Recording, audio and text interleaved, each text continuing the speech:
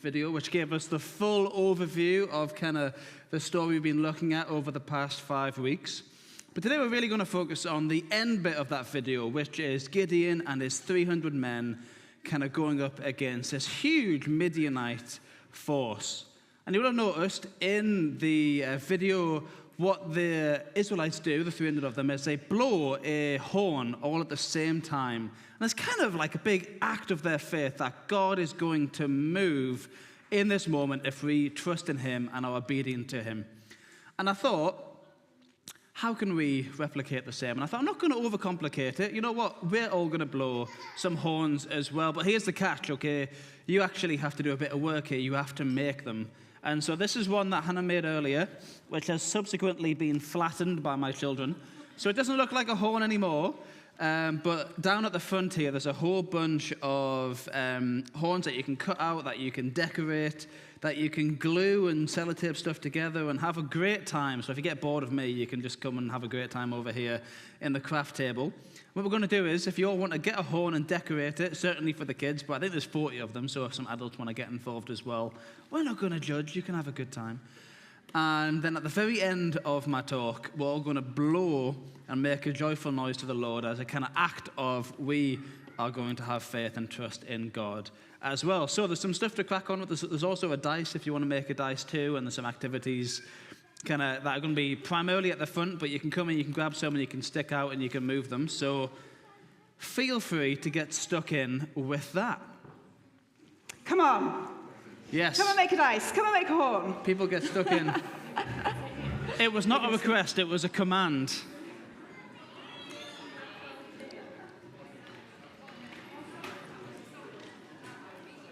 Okay.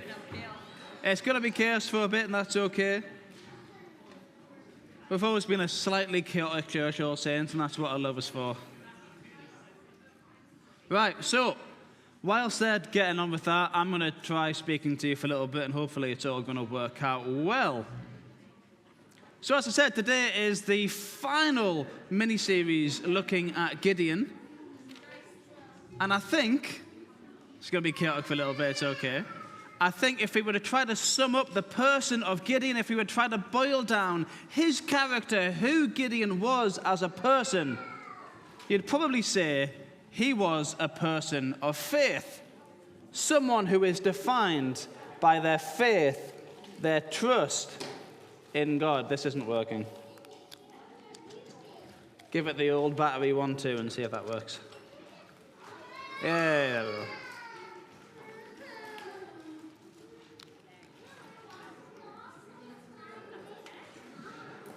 Right, has everyone gotten their stuff to have a great time with?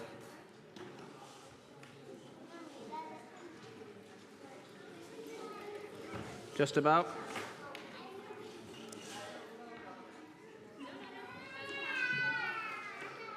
I'm happy that there was so much uptake for this this horn thing. People are really excited by this horn. It's great.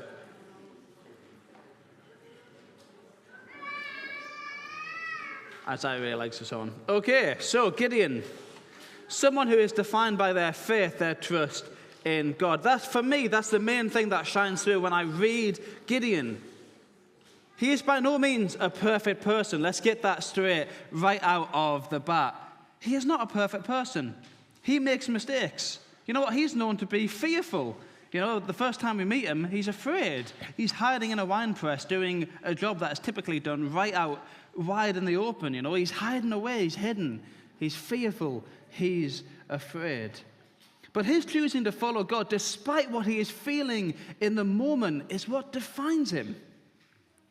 He is obedient. His faith helps him to be obedient. And what's really interesting about Gideon is that he's not really what you would call a brave person. You know, he's not someone that kind of is able to do these things on his own strength. You know, he's not able to muster this encouragement, this kind of faith all by himself. He's someone that really has to test God, who has to completely rely on God in order to find this encouragement to go out and be obedient. You know what? I don't think that's a bad thing. God shows him that at the end of the day, following him, be it Gideon or us, it's not really about what we bring to the table. It's not about our gifts, our skills, the kind of wonderful things that we kind of put on our resume, our CV that say, look how great I am. It's not really about all that sort of stuff. Following God is mostly about what God brings to the table and then us choosing to be obedient to him. God is not reliant on our strengths or held back by our weaknesses. If we are called like Gideon is, we can trust that God has already put everything in place. And in today's reading from Judges, that's basically what we see play out. So as we just saw, we saw Gideon just as he was about to send home the vast majority of his troops at God's command, which left him with just 300 people to fight this upcoming battle. Now God, as God often does, might have noticed that Gideon was feeling a little bit nervous, a little bit afraid at the prospect of what was about to happen. And so he tells him, go down into the enemy camp and listen to what they are saying so that you can be encouraged to actually attack this camp with your very limited resources. Gideon, being the obedient person he is, listens to God and heads down to the camp, where he sees that there are so many enemies camped in this wilderness that they resemble a swarm of locusts. I don't know if you've ever seen a swarm of locusts, but that's a lot of people. It's a lot. Maybe Gideon is starting to feel a bit worse about his chances here, saying, God, why have you told me to come down here and just see how terrible of a situation we're in now? But then he hears something. He hears someone talking about a dream that they just had, talking to their friend. And it's a dream about a loaf of barley tumbling into their camp and striking one of the tents with so much force that this tent collapses. And surprisingly, the friend who this person was talking to takes that as a sign that their entire camp is done for and that it's been given to the hand of Gideon. When Gideon overhears this, he realizes that he actually has no reason to be afraid. God is in control, and God has a plan. And so he rushes back to the camp and makes preparations, telling the Israelites to separate into 3 companies, giving them all trumpets and empty jars for them to blow and to smash onto the ground. And then they surround the enemy camp. Then once they're all in position, they blow their trumpets, they smash these jars, and it causes the enemies to panic, to fly into a frenzy. They were all defeated and they fled. You know what's really interesting about that story is that Gideon, he was really put in a position where he was completely, utterly reliant upon God. He may have been a tactical genius, but there's just no way you can come up with a strategy that good where you could overcome that many people with only 300 people. It just can't be done. Gideon was completely reliant on God coming through for him here. There was no other way this was going to turn out well for him. No strategy he could put together. He was utterly reliant on God. But all he simply had to do was follow God. And so that leads me to my first question for us all this morning. Think of a time that you've needed to be encouraged into doing something. What convinced you to actually go out and do it? 30 seconds, have a chat at your table, and we'll take a little bit of feedback.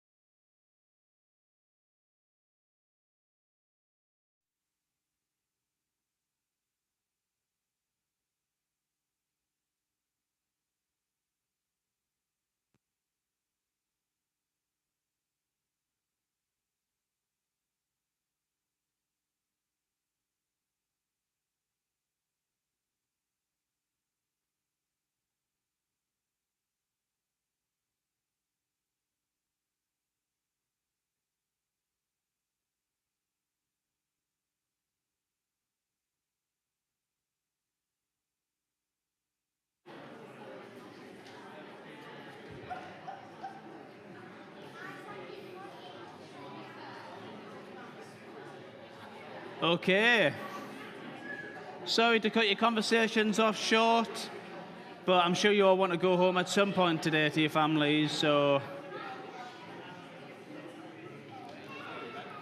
I know everyone's talking, it's great, it's amazing. It's what I asked them to do, but now I can't get them to stop talking.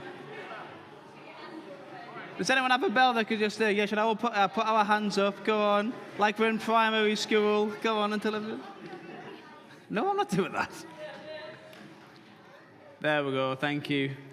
Would anyone like to share? First of all, I love that there was a great variance in some tables. A lot of you really engaged with me asking you to chat there. A few of you were just too busy colouring in, not pointing out any tables in particular. But this table, no, sorry, I'm just kidding. Would anyone like to share? What is a time where you've been encouraged to do something? What convinced you to do it? You could just shout it out if you put your big voice on, Sandra.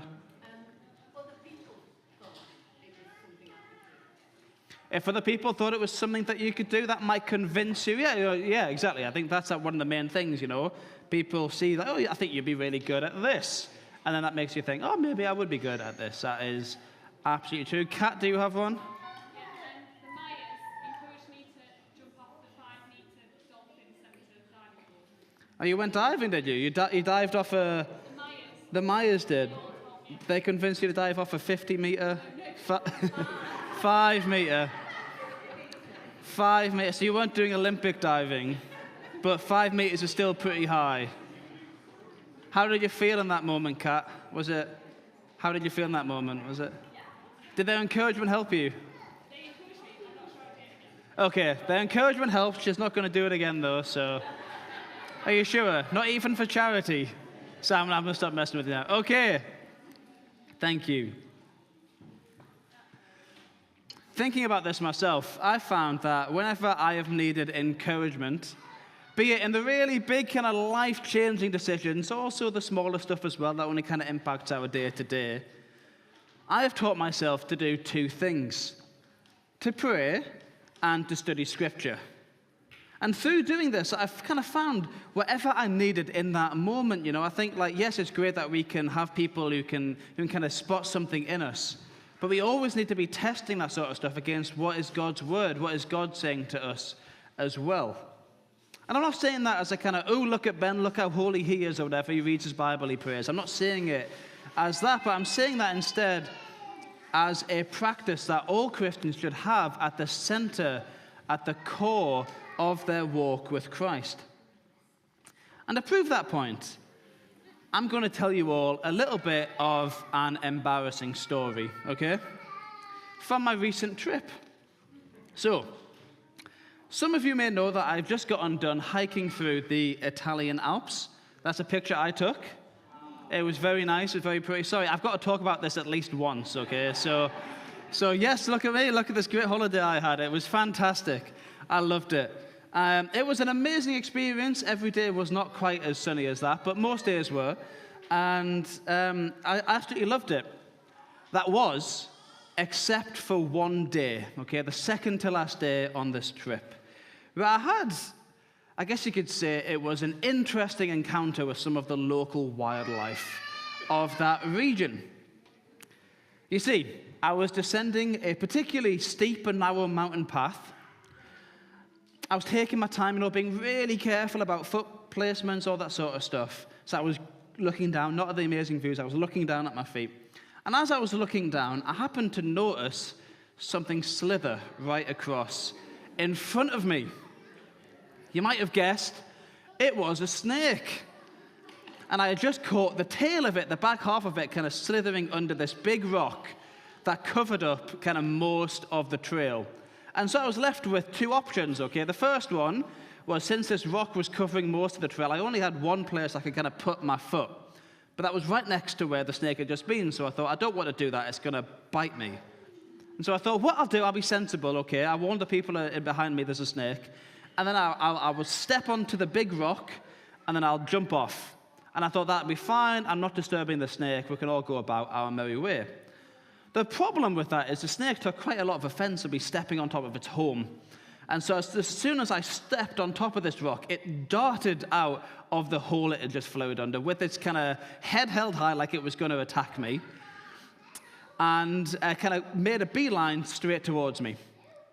Now, I would like to say that I handled this with a calm, level-headed approach, very gracefully, that I kind of just caught the snake in midair and threw it away. None of that happened.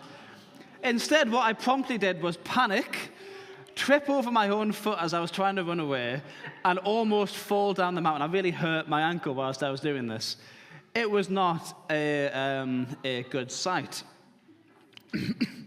Luckily, I think the snake was just trying to get away from me, and it actually just slithered off into the grass, and there wasn't any kind of major issue.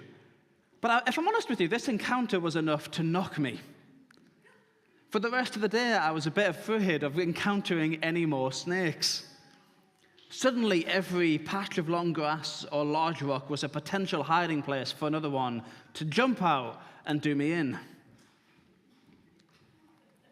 This only got worse. Thank you for laughing. This only got worse when I came across this sign. Now, I can't read Italian, to be honest with you, but I was able to pick up one word from it, which said viper.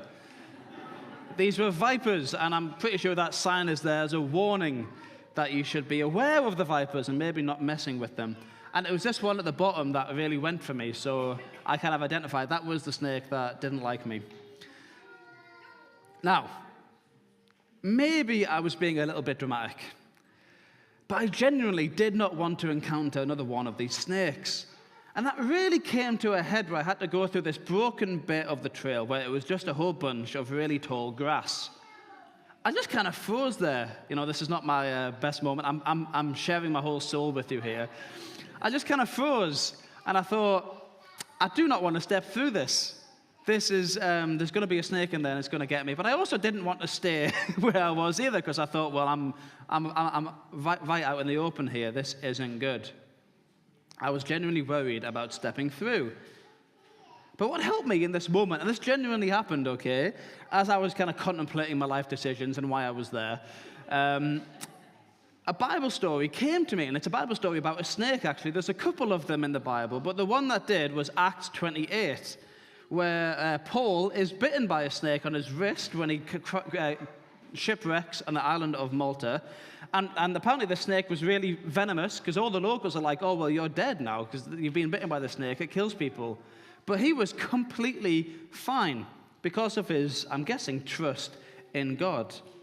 And I know this is a really simple thought, but I remember in that moment thinking, if God can do that for Paul and show it's a story in the Bible, He can do that for me as well, and I can get through this. I will be okay. And so I did. I got through it. I made it here. I haven't been bitten by a snake or died or anything, so I'm alive. And it was good, and it helped me through that moment. And the only reason I really share that with you all, apart from to get a couple of laughs out of you, is because sometimes people will tell me, they'll wonder if the Bible was written, at the earliest 2,000 years ago to 4,000 years ago, depending on if you look in the Old Testament and the New Testament. That's a long time. How can something that was written so long ago still be relevant to our lives today? How can it still impact our lives today? And that little story of me having a little bit of a mental breakdown on top of a mountain, and then a bit of a Bible story come into my head, that genuinely helped me in that moment, The Bible is a source of encouragement, of guidance. It is how God has chosen to reveal himself to us. It's how he shows that the love that he has for us is above any other sort of love that we can comprehend or come up against. The Bible is also a source of us being able to grow our faith. We can learn about stories like Paul in Acts. We can learn about the story of Gideon, which we've looked at for the past 5 weeks. And we can recognize that, if God came through for these people, these people that lived lives thousands of years ago, why can't God come through for me as well? Why can't I have faith that God is going to be right there with me just as much as he is going to be anywhere else? Because the truth is, he doesn't love those people more than he loves me or any of you. He loves us all the same. We are all God's children. Each of us is deeply known and loved by God. Importantly, in the Bible, we can learn about this wonderful bloke called Jesus. He's a great guy. I'm sure you've heard of him. And we can learn about all that has been won for us because of Jesus on the cross. We can learn that we are saved. We can learn that we were in need of being saved. In our other reading for today, Jesus describes himself as a good shepherd who lays down his life for us. And here we learn that we needed this in the first place and that, we needed to be saved as well. But importantly, we learn that this comes from a place of love. The love that God has for us, the love that the Son has for us, and also, importantly, the love that Jesus has for the Father. In verse 17 of our reading from John, Jesus says this, that the Father only loves him because he lays down his life. The Father loves him because he lays down his life only to take it up again.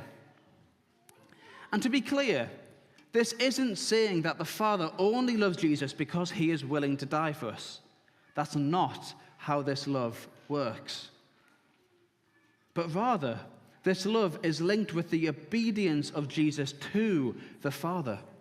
His complete dependence on his Father, which gives him the strength and willingness that he needs to go through with this ultimate sacrifice for us all. In other words, it's a sense that, you don't do this because you aren't trying to earn God's love through being obedient. You are obedient because of God's love. It's a different way of thinking about it. This love is the root cause of everything. We do anything as Christians because we were first loved by God. Jesus was rooted in the love of God. That was what came first and allowed his faith to be so strong. And we can have faith too, knowing that that same love is right there for all of us too. And so just to get you all thinking here,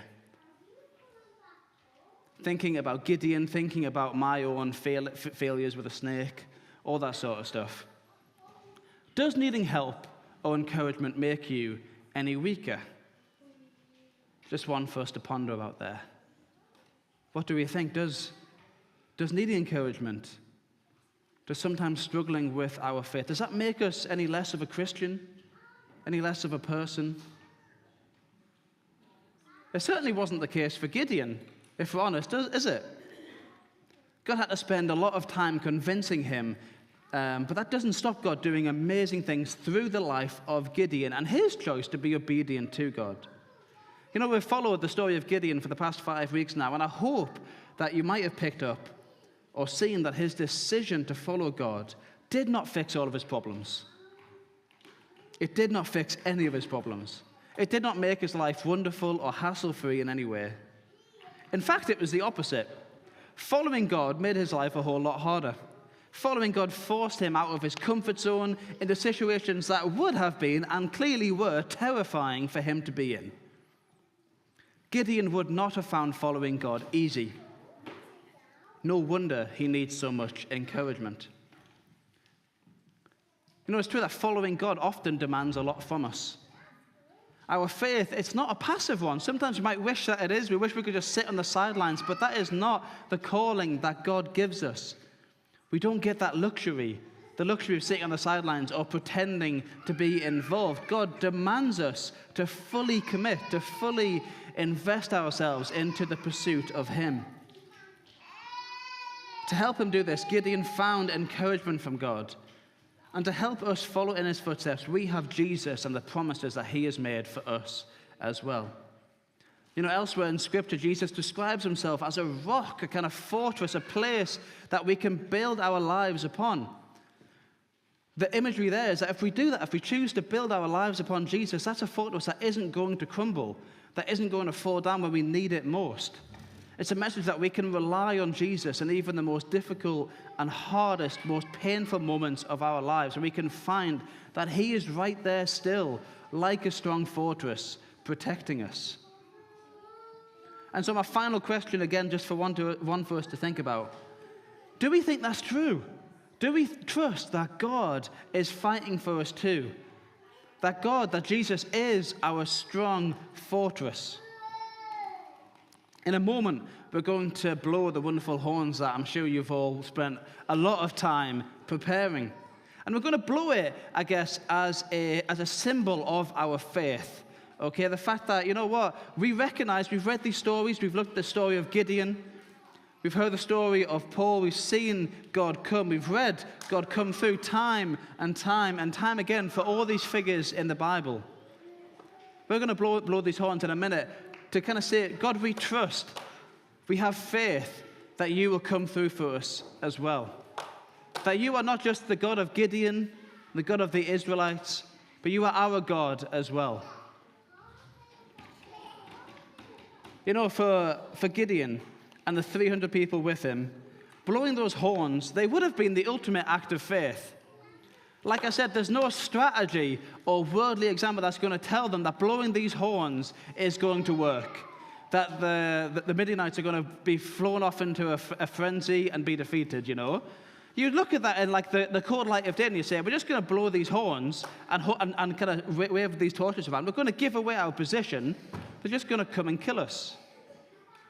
Blowing those horns was the ultimate act of faith, of kind of putting themselves in a place of complete trust in God and saying, I trust in you. And so if you've made a horn, do you want to hold it up? Or if you haven't made a horn, do you want to just get ready to make a big noise? You can use your hands or whatever. And this, again, is a sign that we are choosing to trust in God. That we recognize that no matter what might be happening in our lives, no matter how overwhelmed or hopeless we might be feeling, no matter how outwitted or hopeless our lives may seem, we're going to blow these horns as a symbol that we trust that no matter what is happening, God is in control. That we choose to trust in him just like Gideon and the 300, and just like anyone else who inspires us in the Bible. So you ready? I'll give us a countdown, okay? At the count of 3. So 1, 2, 3.